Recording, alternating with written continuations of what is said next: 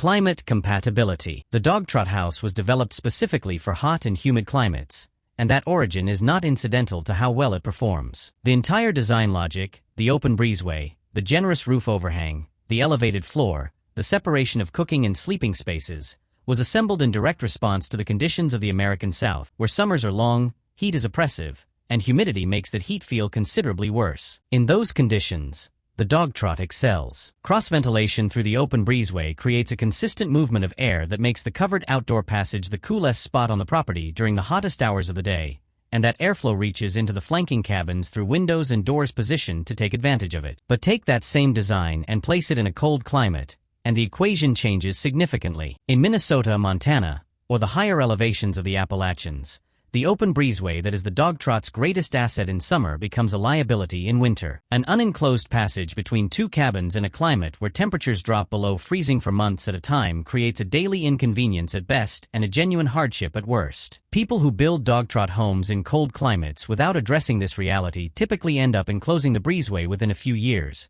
which solves the weather problem but changes the fundamental character of the design. Before committing to a Dogtrot layout, an honest assessment of the local climate across all 4 seasons is not optional. It is the first and most important question the project needs to answer. Site orientation. The Dogtrot's passive ventilation strategy only works if the building is positioned on the site in a way that aligns the breezeway with the prevailing wind direction. This sounds straightforward, but in practice it creates constraints that many first-time builders underestimate. On a rectangular lot with a road frontage facing east or west, and prevailing summer breezes coming from the south, the orientation that maximizes ventilation may put the breezeway opening toward the side yard rather than the street, which can conflict with local setback requirements, neighborhood conventions, or the owner's preference for how the house presents itself from the road. On a sloped site, the grading and drainage logic may push the building toward an orientation that compromises the ventilation axis. On a heavily wooded lot, the trees that make the setting beautiful may also block the wind patterns the design depends on. None of these conflicts are necessarily deal breakers, but they require resolution before the design is finalized rather than after construction has begun. A designer who is experienced with Dogtrot projects will conduct a thorough site analysis early in the process, evaluating solar angles, wind roses, topography, existing vegetation, and regulatory setback requirements together before committing to a floor plan orientation. A builder who skips this analysis and simply places the house in the most convenient position on the lot may find that the finished home captures very little of the natural ventilation benefit the Dogtrot design promises. Zoning and permit challenges. The Dogtrot's 2-cabin layout can create unexpected complications in the permitting process that a conventional single-structure house would not encounter. In some jurisdictions, a building that presents as 2 separate structures connected by a covered but open passage may be interpreted by the zoning or building department as 2 separate dwellings rather than one single-family residence, which triggers a completely different set of regulatory requirements. Minimum lot size for 2 dwellings, setback distances calculated separately for each structure, fire separation requirements between adjacent buildings, and utility connection fees charged per unit rather than per property are all regulatory complications that have affected real Dogtrot projects in jurisdictions where the building type is unfamiliar. The solution is generally to engage with the local building department early in the design process, before significant money has been spent on drawings, to understand how they classify and evaluate this type of structure. In most rural counties in the South, where Dogtrot homes are part of the local vernacular tradition, this conversation is straightforward. In suburban or urban jurisdictions where planning officials may never have encountered a Dogtrot design, it can require additional documentation, precedent research, and sometimes a formal letter from a structural engineer to clarify that the 2 cabins share a foundation and a roof system and constitute a single unified structure. Going into the permitting process without this preparation risks delays and revision costs that are entirely avoidable. Contractor familiarity. A modern Dogtrot house with exposed heavy timber framing, custom structural connections, and a large folding glass wall system in the breezeway is not a project that every residential contractor is equipped to build well. The heavy timber framing in particular requires either a contractor with direct experience in timber frame construction or the engagement of a specialist timber framing subcontractor,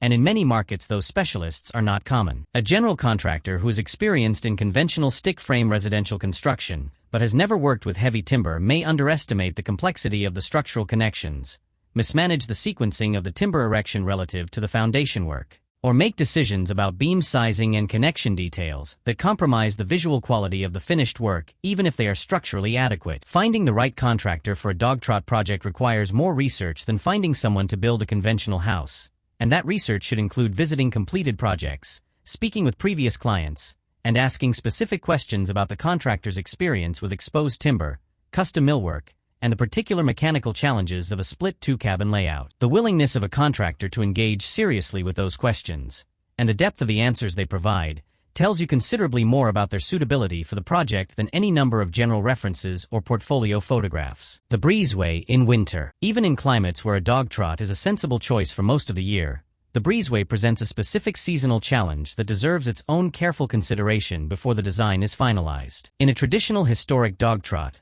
the Breezeway was accepted as an unheated outdoor passage, and the lifestyle of the household accommodated that reality. Food was brought from the kitchen cabin to the table with a quick step through the outdoor air. Children played in the passage on warm days and stayed indoors in cold weather. The occasional inconvenience of a cold or wet crossing between cabins was simply part of how the house worked, and nobody expected otherwise. A modern family building a Dogtrot as their primary residence in the 21st century may have very different expectations about the comfort and convenience of moving through their own home. If the master bedroom is in one cabin and the kitchen is in the other, the walk from the bedroom to make morning coffee involves stepping through an open outdoor passage in whatever the weather happens to be doing. On a clear summer morning, that experience is delightful. On a cold January morning with rain coming in at an angle, it is significantly less so. Designers have developed numerous strategies for managing this challenge, including covered connecting galleries, partial glazing of the breezeway ends, and utility corridors behind the cabin walls that provide a sheltered internal connection. All of these solutions add cost, and some of them compromise the openness that makes the breezeway special. The right answer depends on the climate and the habits of the specific family, but the question needs to be asked and answered before the design is finalized, not after the first winter in the house. Furniture and interior planning. The Dogtrot's open cabin interiors with exposed timber structure and high ceiling heights create a beautiful and distinctive living environment, but they also present interior planning challenges that are easy to underestimate during the design phase. Very tall ceilings, while spatially generous and architecturally impressive, make rooms feel harder to warm and harder to furnish at a human scale without deliberate countermeasures. A living room with a 20-foot ceiling requires furniture arrangements, lighting strategies, and acoustic treatments that a room with a 9-foot ceiling does not. Standard residential furniture and light fixtures look small and lost in a volume of that scale, and the pieces that hold their visual weight in a large timber-framed space tend to be larger, heavier, and more expensive than what most people already own. The transition from a previous home into a Dogtrot frequently requires a wholesale reconsideration of furnishings, which represents an additional cost that rarely appears in the construction budget. Acoustic performance is another consideration. Exposed timber, hard flooring, and high ceilings create environments that can be echoey and loud, particularly in the kitchen and dining areas where hard surfaces dominate. Soft furnishings, rugs, upholstered seating, and acoustic panels integrated into the ceiling or wall design can address this, but they need to be planned for from the beginning rather than added as an afterthought when the echo becomes annoying. Maintenance considerations. A Dogtrot house built with natural materials and an emphasis on structural expression requires a maintenance program that is different in character from what a conventional house demands, and understanding that difference before committing to the design is important. Exposed timber, while beautiful and durable, requires periodic attention. Exterior timber surfaces need to be treated every few years to prevent moisture infiltration and UV degradation. Any timber in or near the breezeway that is exposed to wind-driven rain or periodic moisture needs particular attention, because even species that are naturally resistant to decay can begin to deteriorate if allowed to stay wet for extended periods without treatment. Metal roofing, which is the appropriate choice for a Dogtrot and lasts for decades,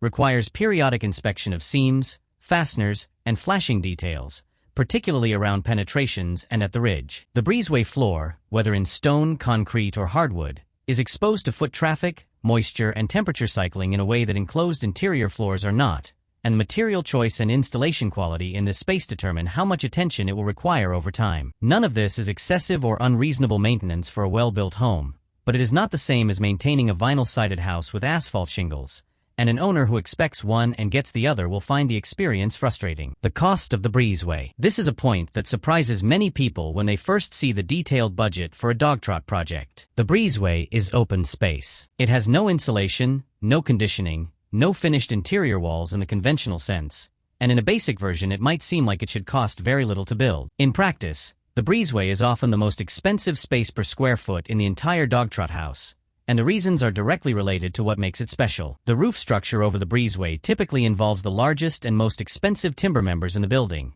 including the ridge beam, the principal rafters, and any decorative trusses or purlins that contribute to the visual character of the space. The floor requires a material that handles outdoor exposure, foot traffic, moisture, and temperature cycling while looking appropriate in what is effectively the primary architectural space of the home. Large folding or sliding glass wall systems at both ends of the breezeway, which are essential to the dramatic indoor-outdoor quality that defines the luxury Dogtrot, are among the most expensive products in the residential building industry. Lighting, ceiling fans, and any built-in features such as an outdoor kitchen, a fireplace, or a bar add further. A well-specified breezeway in a luxury Dogtrot can easily represent $150,000 to $250,000 of the total construction cost, which in a 300-square-foot open passage amounts to $500 to $800 per square foot of open-air space. Understanding and accepting this cost early in the project prevents the kind of mid-project budget shock that leads to compromises in the one space where compromises are most visible. Resale market understanding. Dogtrot homes occupy a niche in the residential real estate market that requires honest acknowledgement from anyone planning to build one as an investment or with any expectation of selling within a defined time horizon. The buyer pool for a Dogtrot house is smaller than for a conventional home,